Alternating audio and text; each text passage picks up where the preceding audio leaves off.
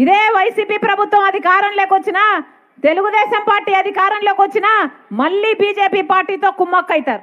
పోనీ BJP party మనకు ఏమైనా చేసిందా? ప్రత్యేక హోదా ఇచ్చిందా? పోలవరం ప్రాజెక్ట్ ఇచ్చిందా? రాజధాని కట్టిందా? 10 సంవత్సరాలుగా బీజేపీ పార్టీ మనకు వెన్నుపోటు పొడుస్తూనే ఉంది. అయినా కూడా అదే బీజేపీ పార్టీకి ఒక పక్క చంద్రబాబు గారు, ఒక పక్క వైసీపీ గులాంగిరి చేస్తున్నారు. రాజశేఖర రెడ్డి గారు ఎప్పుడైనా బీజేపీని ప్రోత్సహించారా? బీజేపీ వైపు నిలబడ్డారా?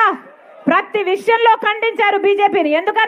ఎందుకంటే బీజేపీ ఒక మతతత్వ పార్టీ కాబట్టి మతం పేరుతో చిచ్చుపెట్టాలి, ఆ మంటలో చలిగాచుకోవాలి. ఇదే బీజేపీకి తెలిసిన రాజకీయం. ఇదే జరిగింది. గోత్రాలో అయినా మణిపూర్లో అయినా మతం పేరుతో చిచ్చు పెట్టారు. ఒక మతాన్ని అవమానించారు, ఇంకో మతాన్ని రెచ్చగొట్టారు. దాంతో వాళ్ళు లబ్ధి పొందారు. బీజేపీ అధికారంలోకి వస్తే ఏదో ఒక రోజు ఇదే జరగబోతుంది. అదే బీజేపీ పార్టీకి చంద్రబాబు గారు, జగన్మోహన్ రెడ్డి గారు మద్దతు ఇస్తున్నారు. ఎందుకు అని అడుగుతున్నాం. ఇద్దరికి బీజేపీ పార్టీ కావాలట. మన రాష్ట్రంలో ఇది ఒక ట్రయాంగిల్ లవ్ స్టోరీగా తయారైపోయింది. చంద్రబాబు గారికి మోడీతో పొత్తు, జగన్మోహన్ రెడ్డి గారు మోడీకి తొత్తు. మళ్ళీ చెప్తున్నాం, తెలుగుదేశం పార్టీకి ఓటేసినా బీజేపీకి ఓటేసినట్టే, వైసీపీకి ఓటేసినా బీజేపీకి ఓటేసినట్టే, పవన్ కళ్యాణ్కి ఓటేసినా బీజేపీకి ఓటేసినట్టే.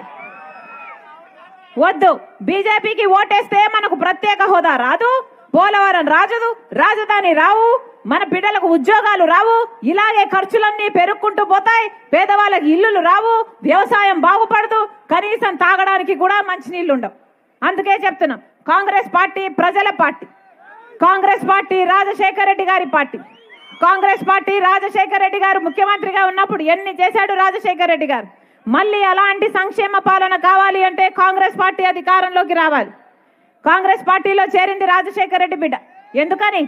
ఎందుకంటే ఒక్క కాంగ్రెస్ పార్టీ మాత్రమే అధికారంలోకి వచ్చిన వెంటనే 10 సంవత్సరాల ప్రత్యేక హోదా ఇస్తాము అని ప్రకటించాడు రాహుల్ గాంధీ గారు. ఆ మాటను పట్టుకొని వచ్చింది రాజశేఖర రెడ్డి బిడ్డ. మీరు ఆశీర్వదించండి. కాంగ్రెస్ పార్టీ అధికారంలోకి వచ్చిన వెంటనే మనకు ప్రత్యేక హోదా వస్తుంది. ఒక్కొక్క నియోజకవర్గానికి 100 కొత్త పరిశ్రమలు వస్తాయి, మన బిడ్డలకు ఉద్యోగాలు వస్తాయి. రాజశేఖర రెడ్డి గారి సంక్షేమ పాలన మళ్ళీ వస్తుంది.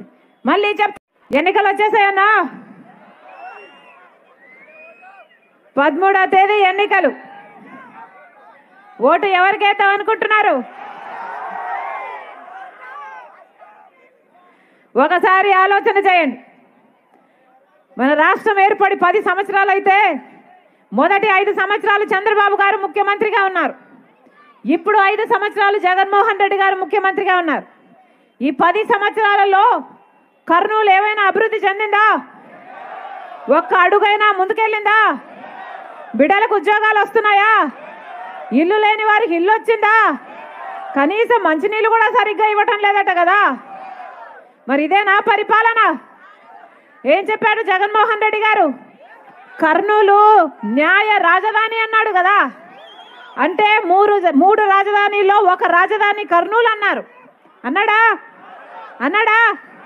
ఒక్కదానికైనా పునాది వేశారా? ఒక్క ఇటుకైనా పెట్టారా? మరి ఎందుకన్నట్టు వీళ్ళ మాట నిలబెట్టుకునేది? స్మార్ట్ సిటీని చేస్తానన్నాడు కదా జగన్మోహన్ రెడ్డి గారు. కనీసం డ్రైనేజ్ అయినా చక్కగా పనిచేస్తుందా? కనీసం మంచినీళ్ళైనా చక్కగా ఇస్తున్నారా? మరి ఎందుకు వేయాలన్నా వీళ్ళకు ఓట్లు? గుండ్రేవుల ప్రాజెక్టు రాజశేఖర రెడ్డి గారు చేయాలనుకున్నారు.